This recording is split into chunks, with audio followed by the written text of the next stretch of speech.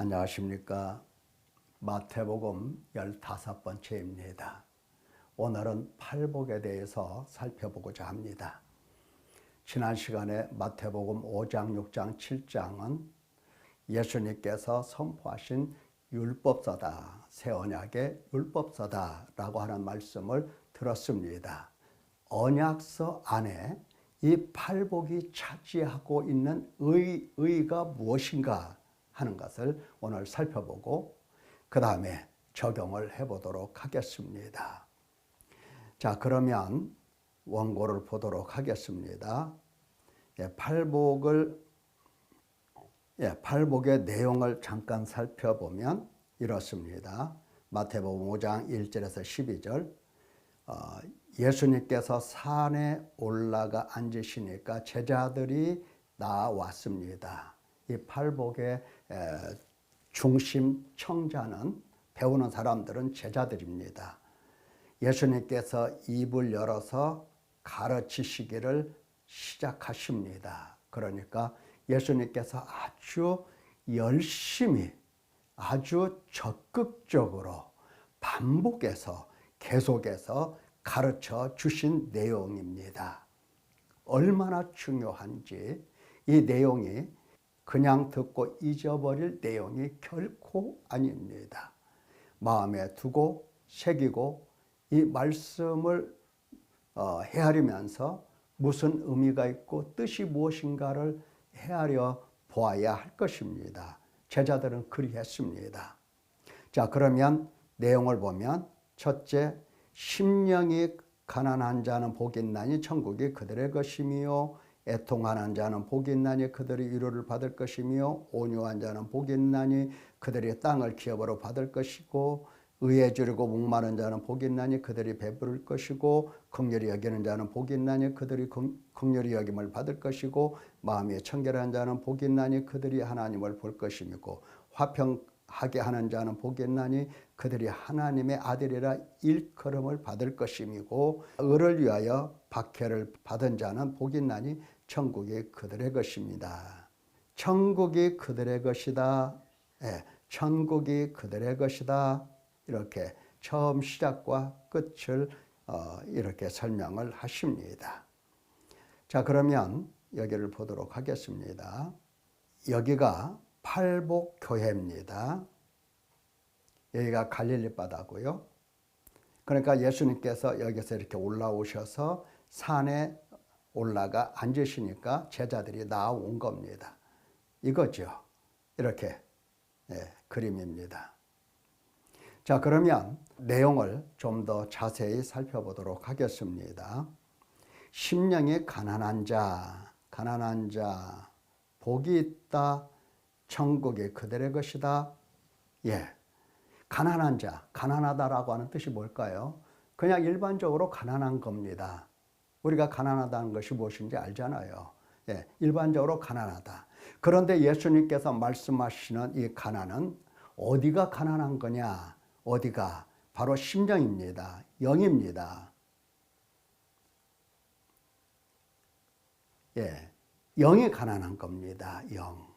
영이 가난한 거예요. 영에 관련되어서 영적인 면에서 가난한 자, 그 사람이 복이 있다. 왜 복이 있다고 말씀하시느냐? 그것은 천국이 그들의 것이다. 이미 그들의 것이 되었다라고 하는 겁니다. 그리고 지금도 그들의 것이고 앞으로도 그의 것이고 이제 영원히 그의 것이기 때문에 복이 있는 겁니다. 자, 그러면 심령이 가난하다. 이 뜻이 무엇인가 살펴보도록 하겠습니다. 영의 존재, 영적인 존재는, 짐승은 영이 없죠.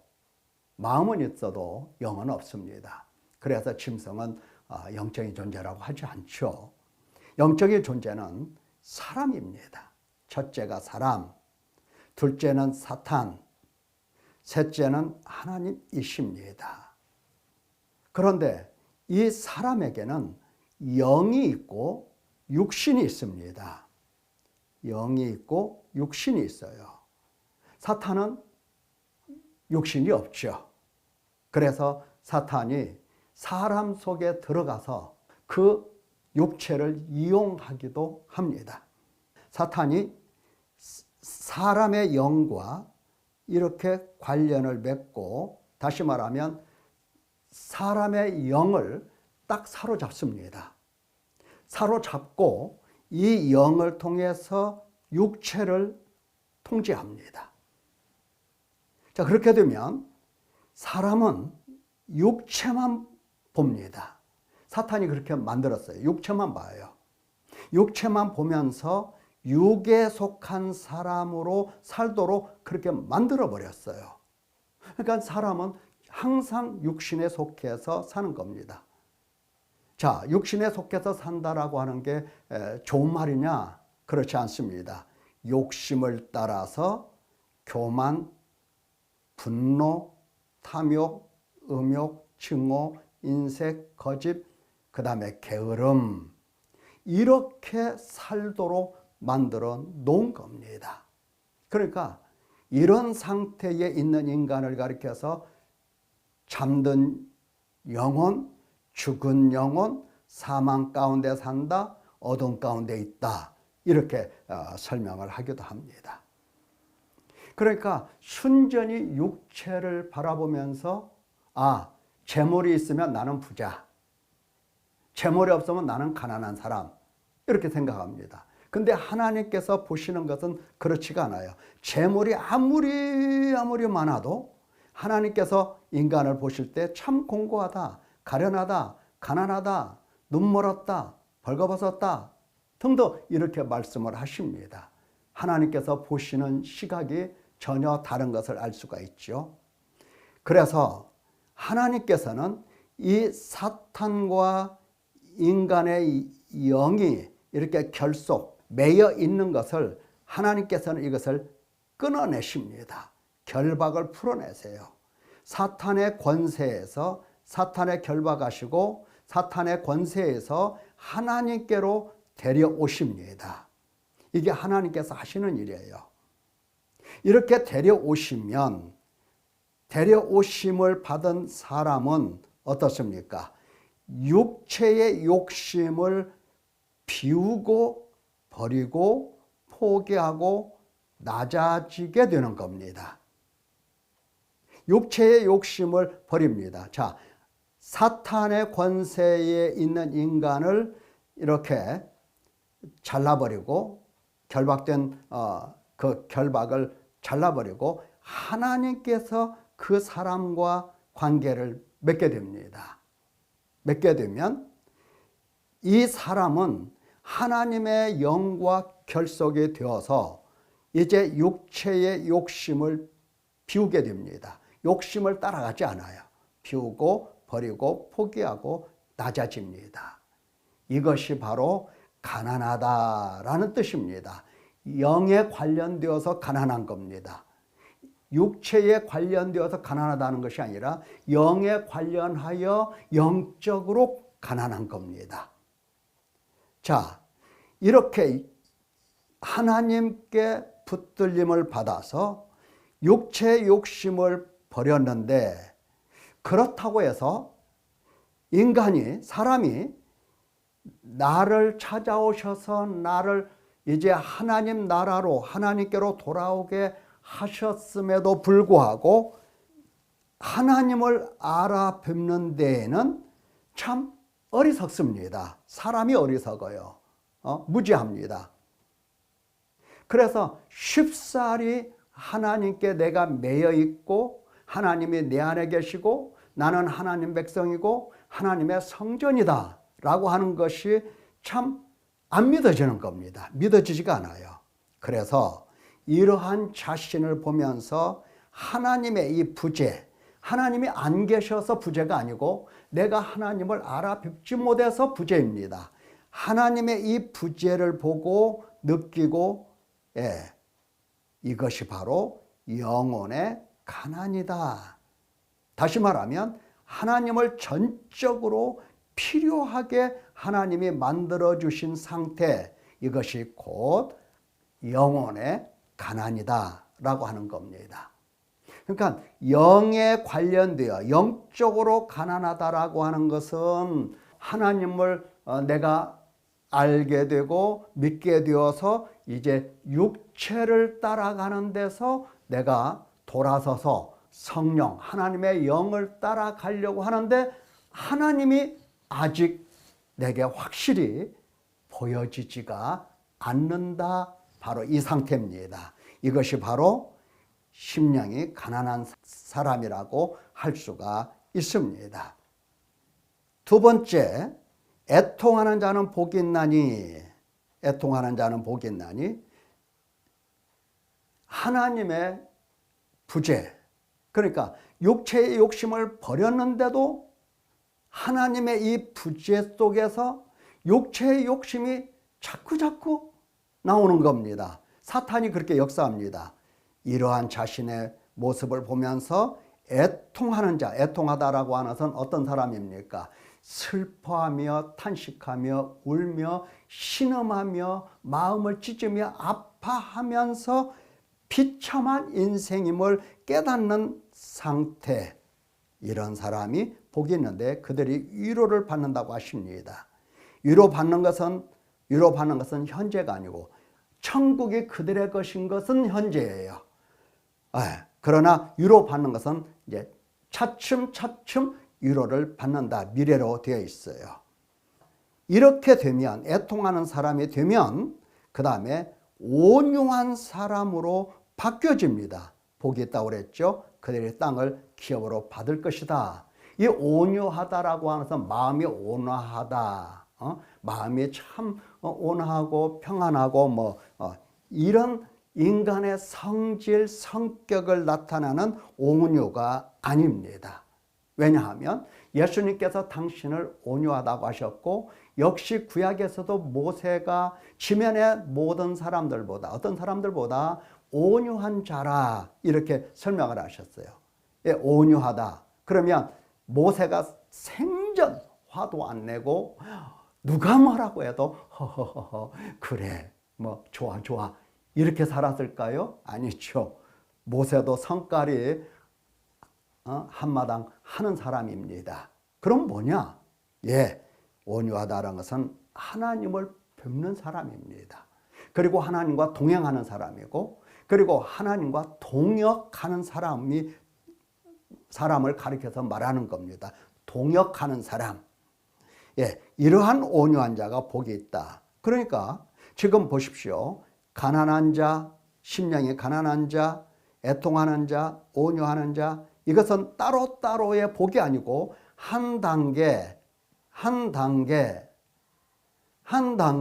이렇게 진행되어 가고 있는 단계를 이야기하는 겁니다. 그 다음에 네 번째는 의에 줄이고 배고픈 겁니다. 그리고 의에 관하여 목이 마른 겁니다.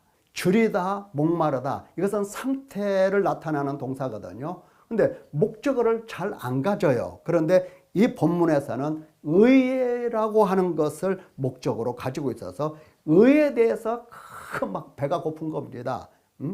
하나님의 의에 대해서 막 목이 마른 겁니다. 자, 이런 사람들은 하나님의 응답으로 배가 부른다 하는 거고, 그 다음에 긍휼히 여기는 자, 긍휼이라고 하는 것은 불쌍히 여기는 것을 이야기하는 겁니다. 불쌍히 여긴다. 불쌍한 사람들 많죠?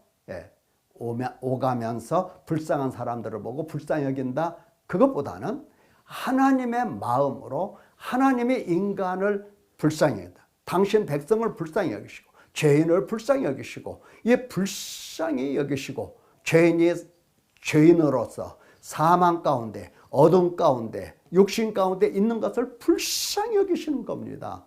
사망이니까. 그것을 가리켜서 긍휼히 여기는 자라고 했고, 그런 사람들이 긍휼히 여김을 받을 것이라고 그랬어요.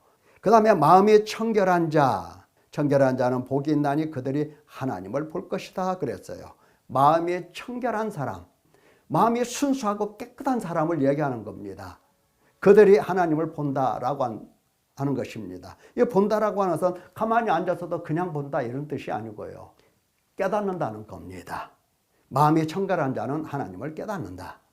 그 다음에 화평하게 하는 자, 화목하게 하는 자는 복이 있다. 그들이 하나님 아들이라고 불리어진다는 겁니다.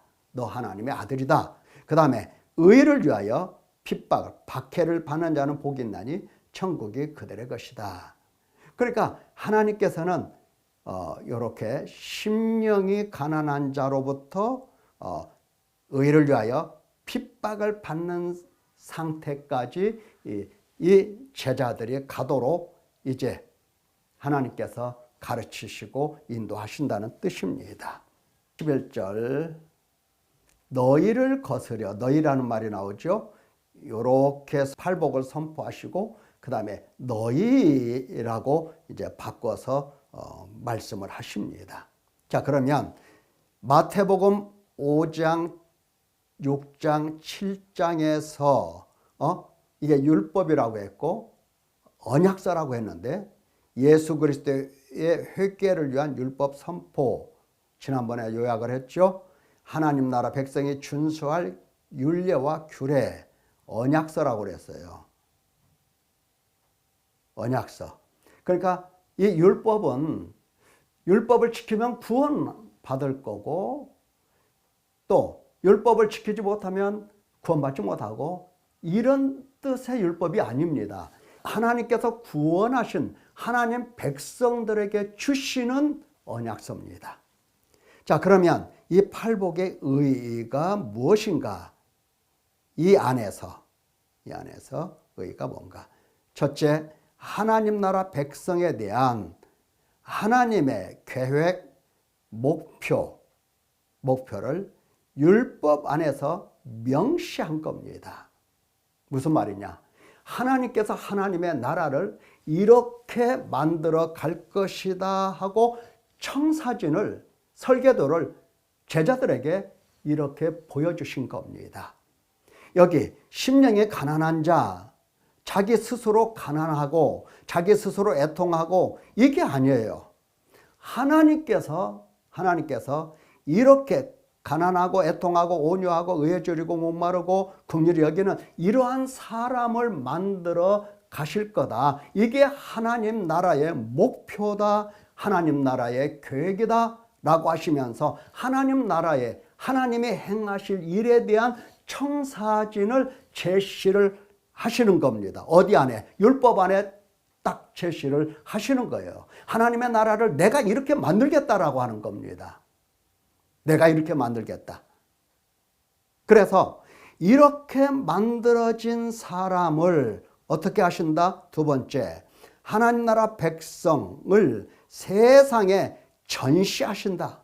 마치 쇼 윈도우에 그 물품을 진열해 놓듯이 이렇게 만들어진 하나님 백성을 하나님께서 세상에 이렇게 나타내 보여주겠다라고 하는 겁니다. 그러니까 하나님께서는 세상이 악하고 육신에 속해 있고 사탄에게 매여서 사망과 죽음 이런 가운데 있는데 이 가운데에 하나님께서 만들어 놓으신 이 하나님 백성을, 하나님 나라를 보여주셔서 이들로 하여금 소금, 빛의 역할을 감당하게 하시어서 하나님의 영광을 드러내겠다라고 하는 뜻입니다. 그래서 이제 13절 이하에 보면은 소금과 빛의 이야기가 나옵니다. 이것이 곧 하나님 나라의 율법의 완성에 속하는 겁니다.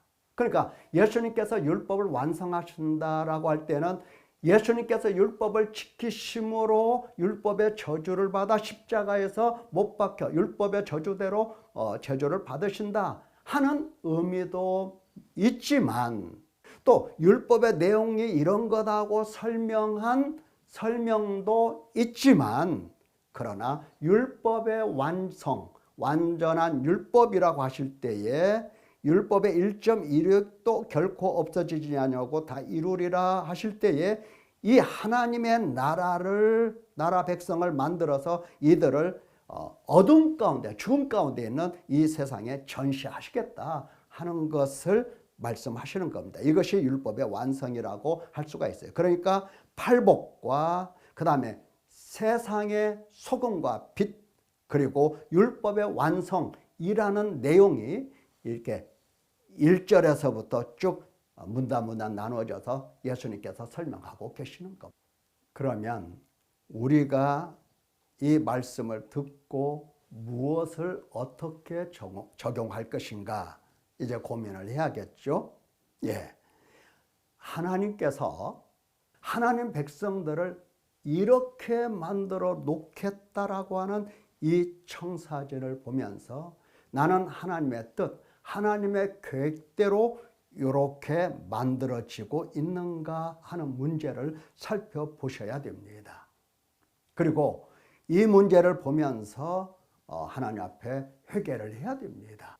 하나님의 뜻대로 나를 만들어 가실 때에 나는 그 손에서 이렇게 만들어지는 사람, 하나님 나라가 나에게 주어지기까지 하나님 나라 백성이 되어 가는 것이 필요한 겁니다. 사랑하는 성도 여러분, 팔복을 좀 더 자세히 관찰해 보시면서 이러한 내용들이 맞나 살펴보시고 아름다운 적용을 시켜보시기를 예수님의 이름으로 축원합니다. 감사합니다.